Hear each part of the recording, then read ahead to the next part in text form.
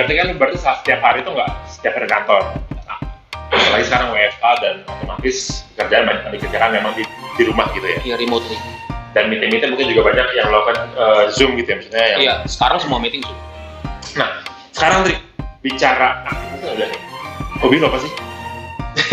Orang kalau gue bilang hobi gue tuh suka banyak yang nggak percaya, tau nggak? Hobi gue tuh makan, tidur. Terus. Hobi is something that you really like to do, right? Oke. Sebenarnya kan? Hobi gue tuh makan, tidur. Oke. Kenapa pelan-pelan tuh makan? Biasa aja ngomongnya makan, tidur. Makan dan tidur semangat gitu ya. Nah, tapi maksudnya gue tuh kayak ada dua sisi gitu loh. Oke. On the other side, gue tuh orangnya suka nge-research hal-hal selain profesi gue. Contoh, gue suka kayak contoh house designing, gue suka decoration, gue suka. Terus gue juga suka crafting, gue juga suka gitu loh. Jadi hal-hal yang tangan gue tuh gratil. Jadi gue tuh harus making something gitu loh. Menukang, buka-buka. Gue juga punya hobi untuk ngerakit Gundam gitu loh. Jadi pokoknya untuk supaya tangan gue gerak gitu loh. Jadi yang gue suka itu. Jadi on one side gue bener-bener hobinya tuh slothing banget. Bermalas-malasan. On one side gue kalau misalkan untuk cari inspirasi, untuk cari supaya otak gue gerak gitu ya, otak gue berpikir itu tangan gue tuh harus gerak mengerjakan sesuatu. Itu kayak ya make something aja. Jadi kalau lo lihat rumah gue rak-rak semua segala macam itu gue yang pasang sendiri. Gitu, jadi gue suka nukang juga. Kalau gitu, weekend lo ngapain biasanya? Weekend definitely gue habiskan dengan keluarga. Definitely. Seperti? Contoh, main aja di rumah sama anak-anak, makan ikan. Terus kadang gue suka pergi ke tanah lapang gitu atau ke pinggir pantai untuk main layangan sama anak-anak.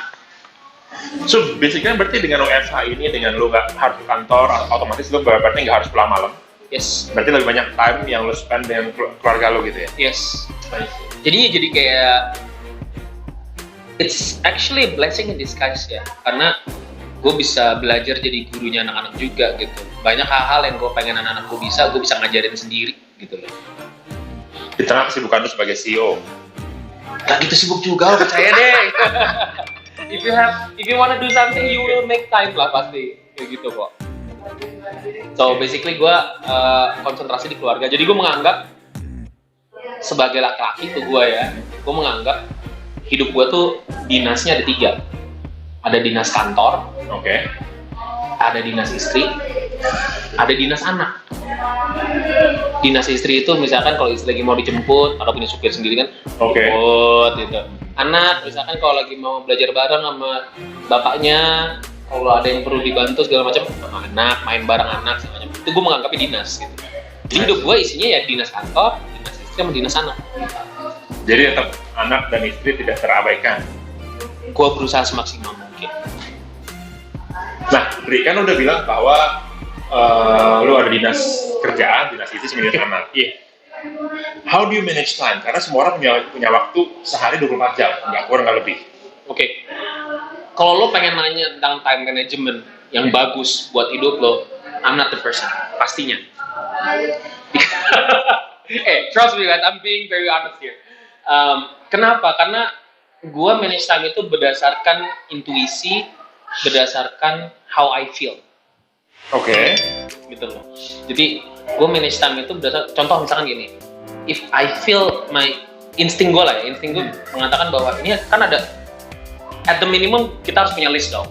Kita harus punya list weekly basis, daily basis gitu, ini harus ada. Di list ini itu skala prioritas, skala urgensi itu ya gue pakai insting gue gitu. Gitu.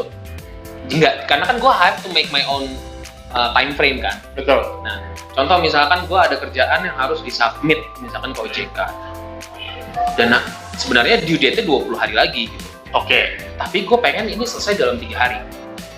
Misalkan kayak gitu. Karena apa? Gue yakin ketika gue selesai, itu belum selesai sebenarnya. Masih ada feedback, masih ada apa segala macam gitu. Insting gue mengatakan itu. Nah, jadi gue harus set time sebelum 3 hari gue selesai. 1. Yang kedua, gue manage time misalkan berdasarkan hati gue adalah, wah anak gue nih ntar lagi ujian nih. Berarti gue harus rela ngerjain kerjaan gue dari misalkan nih dari habis maghrib sampai malam. Siangnya gue habisin buat anak gue, buat ngajarin anak, buat ini gitu-gitu. Itu insting gue. Jadi kayak malam kalau gue diganggu, wah bisa ngamuk berubah jadi monster, gue marah banget sama anak gue gitu. Kayak gitulah kurang lebih. Jadi that's how I manage time, which is very unorthodox menurut gue, dan sangat susah untuk di make it scientific gitu loh. Tapi sebenarnya memang garis merahnya adalah satu, berarti lu nggak pernah menunda-nunda kerjaan. Itu Seorang CEO deh. ada pekerjaan yang gue tunda, banyak gue tunda ketika gue I don't feel like it's urgent gitu loh. Oke. Manusiawinya gitu lah. Gue itu kayak ini masih seminggu lagi, ya udah deh gue kerjain nanti di hari terakhir kayak gitu loh. Itu ada juga gitu kayak gitu. Jadi on the flip side ada itunya juga gitu. Cuman lo ibaratnya kalau dikasih deadline seminggu, lo bisa mungkin selesaikan 2 atau 3 hari aja gitu. Nah, balik lagi, dunia gue itu bukan dikasih deadline. Dunia gue itu gue harus buat deadline kan.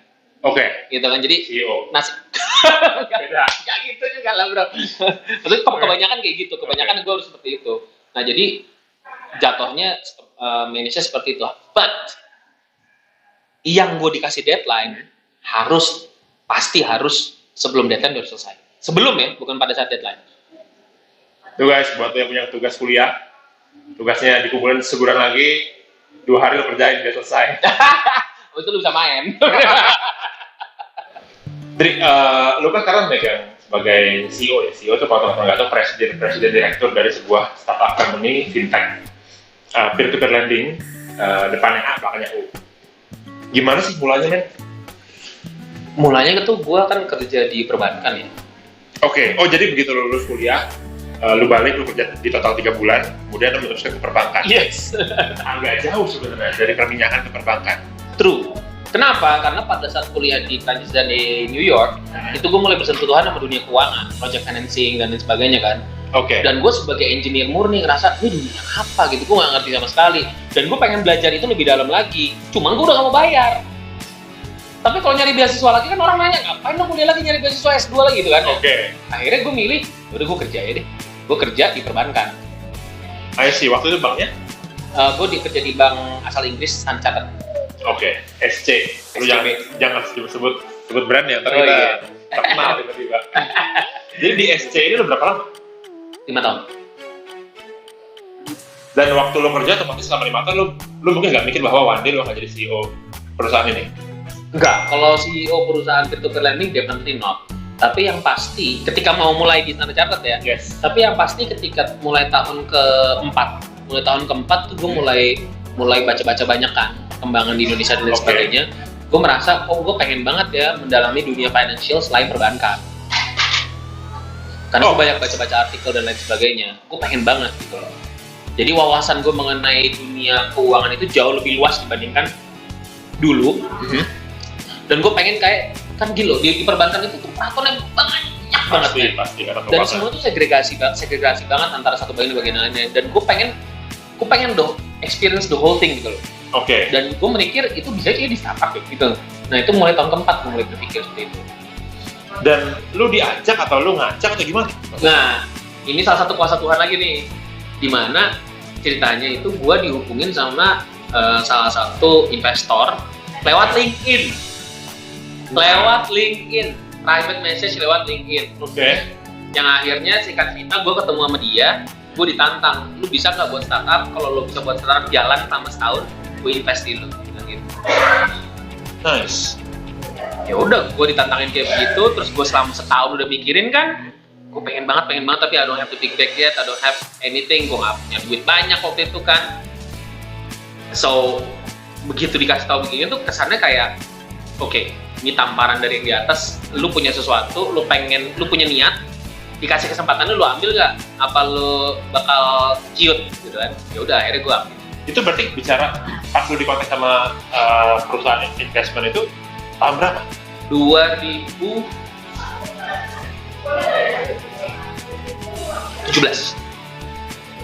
Belum lama sebenarnya ya? Mana?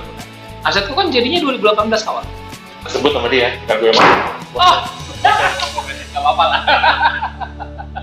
Jadi 17 itu dikontak pertama kali, itu berarti initial kontak sama dia, lu ditantang setahun buat ngembangin ini perusahaan gitu ya ibaratnya. Berarti essentially tahun 2018 itu baru mulai berarti? 2018 awal itu baru start operating small scale banget lah. Dan akhirnya gue di akuisisi itu akhirnya bulan September 2018, nggak nyampe setahun. Jadi big break lu adalah di bulan September 2018. No, big break gue justru tantangan itu menurut gue. Wait. Jadi lu lulus S2 masuk total tuh tahun berapa? 2012. 2012 masuk total 5 tahun kerja sampai 2017. Total 3 bulan cuma bro. Oh sorry. Total 3 bulan. Terus 5 tahun di SC, di bank. Iya. 5 tahun sampai 2017, baru 2017 tuh ditantang sama si investor ini untuk membangun Something. Oh, dia belum spesify apa? He doesn't have an idea mau bikinnya apa. Gue ngomong aja, udah bikin peer-to-peer lending aja, baru di Indonesia peraturannya masih lalalala gitu. So basically,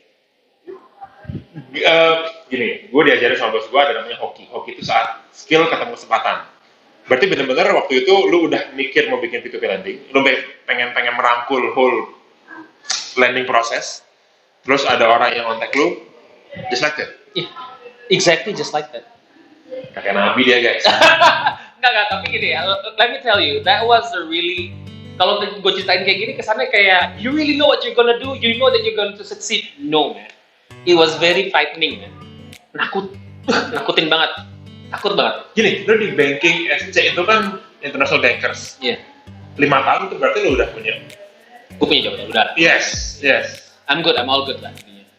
Dan lu meresikokan itu, you risk that for something yang waktu itu belum kelihatan. Iya. Mengerikan kan? Makanya, kalau gue gagal ya udah, akan di pinggir jalan gue.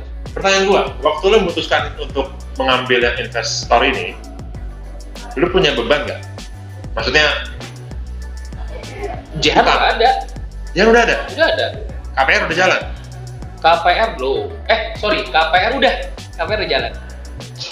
Cicilan segala macam? Masih banyak. Humanly lah maksud gua. Kalau nggak gitu kan nggak fighting. Kalau gua have nothing to lose kan nggak frightening dong. Jadi lu basically meresikokan 5 tahun kerja di perusahaan bank internasional itu something yang belum jadi waktu itu? Yang belum ada kan? Yang belum ada waktu itu? Why kan pertanyaannya? Karena gue bertanya gini, how do you manage money kalau gitu? Gimana cara lo ngatur keuangan? Karena kan lo biasanya dapat segini, mungkin awalnya cuma dapat segini ya? Atau nggak tahu gue? Nggak, jadi gini, kalau orang bilang ngatur keuangan itu there are a lot of investment strategy already lah out there. Oke. Lu kalau punya uang lu puter entah di project, entah di investasi semacam. Which is that's what I do lah. Everybody do that gitu. Cuman on a different scale. Oke. Sampai detik ini pun cara gue manage keuangan tuh sama seperti gue manage keuangan 5 tahun yang lalu. Same. Gue punya uang, disisihin untuk tabungan, disisihin untuk investasi, disisihin dana darurat, disisihin ini sisanya buat hidup. Oke. Kalau punya utang bayarin dulu. Utang bayarin dulu cicilan semua, baru investment, baru buat hidup, gitu kan? Untuk luxury things, untuk leisure. That's the thing. Gua bukan tipe orang yang suka spending something yang menurut gua for luxury things. I just don't. Tapi kan di usia kita kan nggak tahu ya. Di usia gua sih pas gua kerja sih. Kita nggak beda jauh kali dari tadi lu gitu. Itu nggak hilaf gitu, maksudnya I don't know, watches, wallets, shoes. Enggak lah. Seriously? Why? Phones. My phone is you know my phone kan mana phone? But they don't know your phone. They don't know my phone. Berarti menurut lu luxury things, leisure itu? I just don't need it. Tapi libur sama keluarga tetap? Liburan sama keluarga tetap. Kemarin sih mereka lu ngajak anak-anak. Nah, gue suka liburan sama keluarga itu ya nggak jauh-jauh sebenarnya. Kayak Pelit lu? cuman nggak, gue suka Indonesia aja sih. Satu, jadi gue keliling di Indonesia, sering ke Jogja, sering ke Puncak, gitu aja sih. Kenapa? Oh. Karena less hassle aja. Jadi kalau ada darurat apa-apa, gue bisa langsung pulang dan lain sebagainya. Itu satu. Yang kedua, paling kalau pergi itu ya paling jauh Singapura aja sih. Guys, kita udah ngobrol panjang lebar sama Andre nih. Buat lo yang ketinggalan ceritanya, jadi Andre itu mulai kuliah di UI S1 Teknik Sipil itu tahun 2003. Dia tadi udah cerita kuliah 5 tahun S1, IPK cuma pas 3, bukan yang berat-berat banget. 5 tahun kuliah juga, jadi 2003 selesai 2010 berarti ya. 2008. 2000 7 tahun bro. Oke. 2008, sorry. 2008 kemudian Andri sempat kerja juga di kantor biasa 2 tahun sampai 2010 berarti ya. Iya. 2010 di apply beasiswa, dapat beasiswa 2 tahun yang tadi kita bilang kuliah di Perancis, kuliah di UI Perancis sama Amerika tadi New York University itu sampai tahun 2012. 2012 kembali ke Indonesia, kerja di total 3 bulan, kemudian melanjutkan 5 tahun kerja di perusahaan perbankan Inggris, SC 5 tahun sampai 2017. 2017 kemudian di approach oleh seorang investor untuk bikin peer-to-peer lending. Waktu itu belum tahu mau bikin apa. Akhirnya 2018 jadilah ini peer-to-peer lending. Dan sekarang 2020 dari 2018 Andri jadi CEO-nya, gitu ya? Iya. Nah ini gini CEO nih. Dari tahun 2003 baru masuk kuliah, 2018 udah jadi CEO. Direktur lah ngomongnya. Direktur. CEO gaya banget, Amerika banget, Pak. Lu Google namanya, lu kalau masuk CEO A, depannya A, belakangnya U. Gue nggak mau bilang PT-nya gue belum terkenal soalnya. Jadi Nri, buat lu yang dalam waktu singkat bisa jadi CEO. Gila lo masa dalam waktu singkat. Iya dong, 2003, 15 tahun. 15 tahun dari kuliah from zero sampai jadi CEO itu 15 tahun. Cuma 15 tahun. What is the key to success? Wah, berat tuh pertanyaannya ya. Oke. Apa ya? Kenal Fadlan lah. Enggak. Jadi kalau gue sih, mungkin ini key to success bukan karena I know this ya, tapi kalau gue pikirin, gue melihat ke belakang gitu ya, kenapa kok gue bisa dalam posisi kayak gini ya. Yang pertama sih, gue orangnya nothing tulus. Walaupun I have everything tulus gitu. Maksudnya adalah ketika gue pengen sesuatu, gue rasain dulu dalam hati gue pengen bener apa enggak. Oke. Basically staying true to myself lah gitu. Staying true to myself, what I want gitu loh. Dan gue bener-bener kejar apa yang gue mau itu. Gue kejar habis gitu loh. Sisanya itu cuma risiko-risiko yang tinggal gue pikirin gimana caranya biar gue bisa manage itu. Contoh biar nggak kejadian. Kalau kejadian biar nggak pahit-pahit banget kayak gitu lah. Terus staying true to myself that's number one. Yang kedua, iya, staying true to myself itu artinya tuh banyak banget ya staying true to myself. Tapi kalau gue lebih ke arah, kalau gue udah punya desire di sini, itu gue turutin. Oke. Nggak pernah gue, udah ntar aja deh, nggak gitu. Gue turutin, kalau udah burning desire, gue turutin. Sisanya masalah takut, masalah apa gitu, itu gue rasain. Tapi gue coba untuk merepress itulah untuk mengejar ini. Maaf deh, lu tadi, lu pernah gagal nggak sih? Pernah kecewa nggak sih? Banyak lah, gila lo. Ditipu ratusan juta aja banyak kok gue. Yakin lu? Iya. Tuh guys, kalau menjadi CEO peer-to-peer lending lu mesti berani. Lu itu juga banyak ketipu pasti lah. Gitu. Coba-coba kanan kiri, project-project gitu. Itu yang pertama. Yang kedua, honest to yourself. Yang kedua, honest to everyone else. Kemanapun gue pergi, gue tuh begini lah. Sama calon partner gue, sama sorry maaf nih, tukang becak di depan gue begini.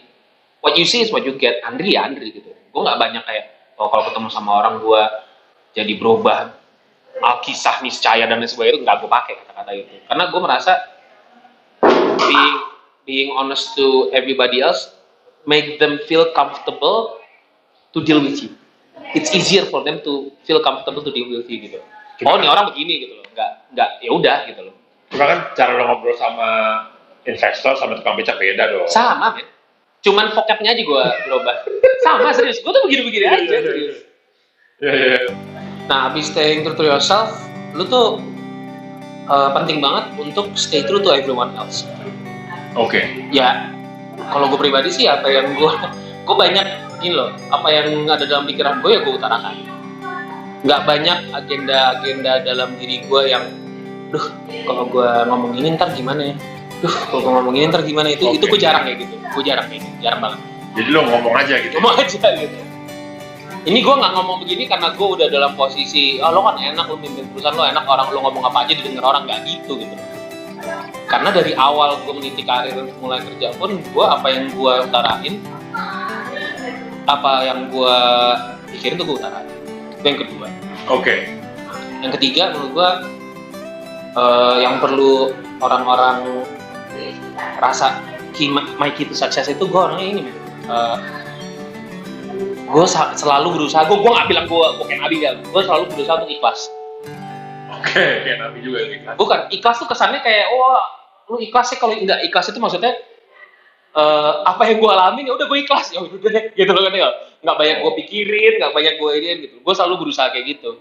Lo nggak galauin. Iya, galau sih galau, tapi ya udahlah gitu. Gue selalu cari cara untuk nyembuhin kegalauan itu. Bukan ngelupain. Kalau ngelupain kan lu simpen kan, gitu loh. Kalau gue untuk nyembuhin tuh gimana caranya gitu. Jadi gue nggak galau lama-lama supaya gue bisa ngerjain apa yang harus gue kerjain. So basically yang lo bilang adalah lo mesti jujur sama diri sendiri, Iya. jujur sama orang lain, terus lo mesti ikhlas. Iya. Lo udah ngerjain sekuat tenaga lo, berhasil atau enggak lo ikhlas. Iya. Lo nggak pernah, aduh kenapa kayak gini sih gitu. Ya pernah lah, cuman maksud gue nggak lama-lama bergumul dengan perasaan itu gitu. Nah Andri, yang seru nih. Where do you see yourself in 5 years? Lo ngeliat lo akan di mana sih 5 tahun lagi?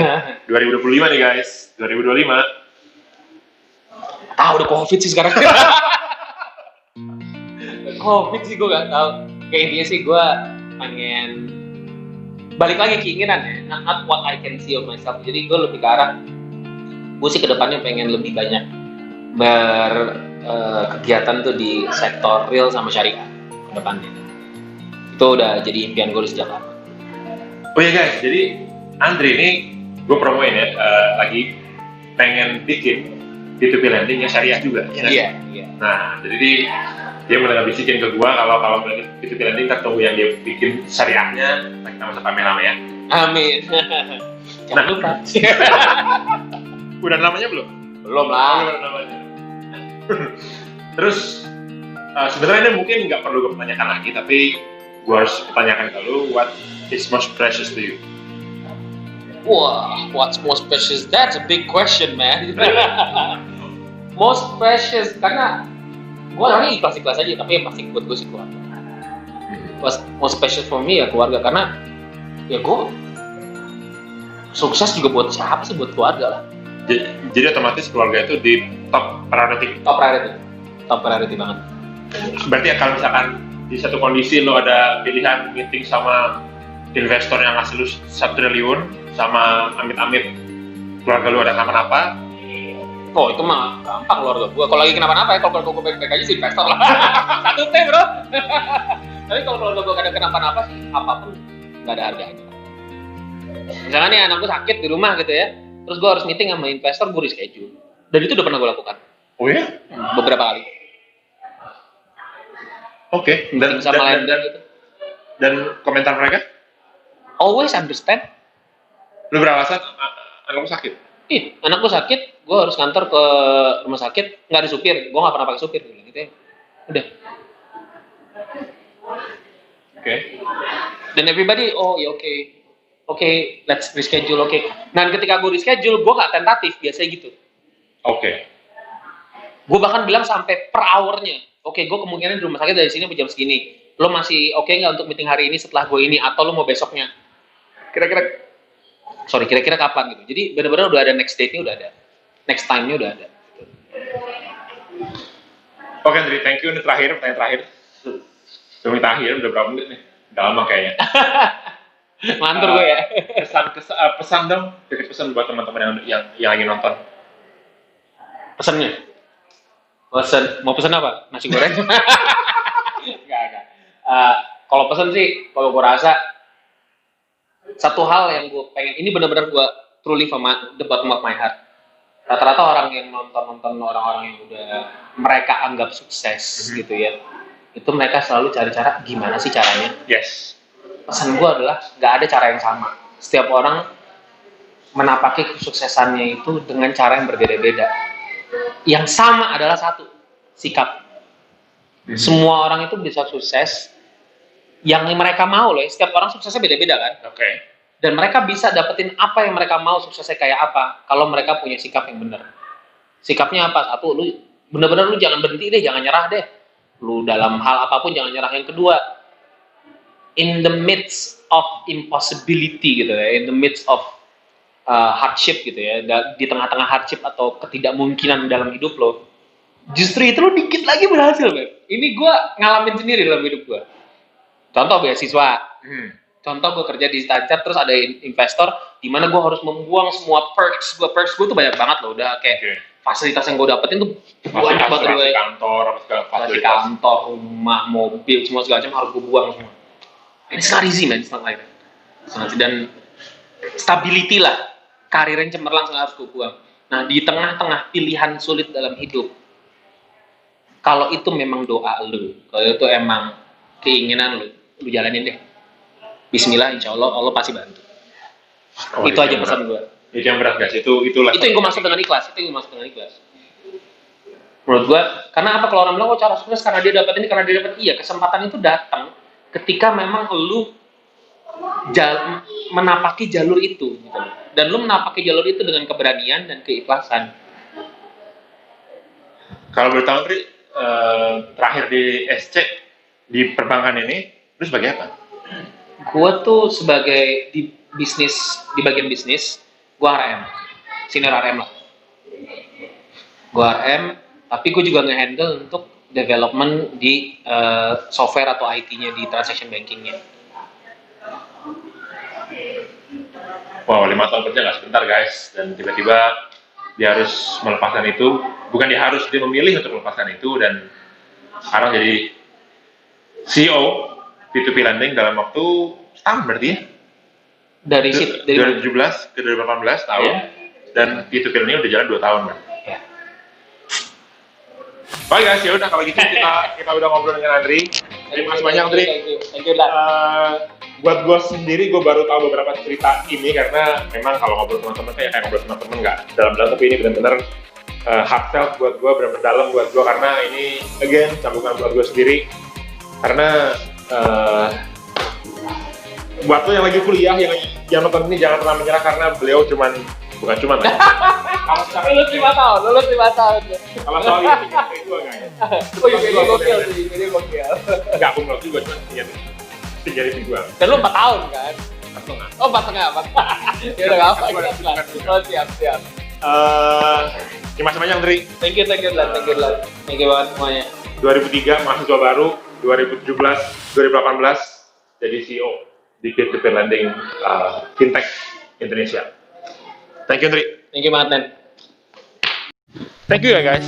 Thank you lu udah mau spend waktu lu buat nonton video ini karena menurut gua lu mesti nonton video sampai habis karena gue sendiri sebagai temannya dia banyak info-info yang gue baru tahu. Gimana caranya dia berjuang, gimana cara dia trust sama dirinya, sama kemampuannya sehingga dia bisa kayak gini sekarang. Lu udah ketemu dia, kalau lu kepo, nama fintechnya depannya A, belakangnya U. Sebuah fintech peer-to-peer lending yang cukup besar di Indonesia dan dia namanya Andrisyah Tauladan. Nanti gue juga tag IG-nya supaya lu tahu karena orangnya benar-benar inspiratif banget, masih muda, baik banget buat gue, udah kayak abang gue sendiri. Ibaratnya kalau misalnya gue bisa milih nih, abang gue siapa, gue akan jadiin dia abang gue. Oke guys, sebelum gue akhirin, sekali lagi gue minta tolong sama lu buat di komen, like, dan subscribe. Terus kalau misalnya menurut lu video ini ada manfaatnya, jangan lupa untuk di-share supaya temen lu, keluarga lu, dan pasangan lu juga tahu kisah nyata, inspiratif dari temen gue namanya Andrisyah Tauladan. Gue Dulgap, thank you for watching, mohon maaf kalau ada salah-salah. See you again in the next video. Terakhir salam, tumit nempel.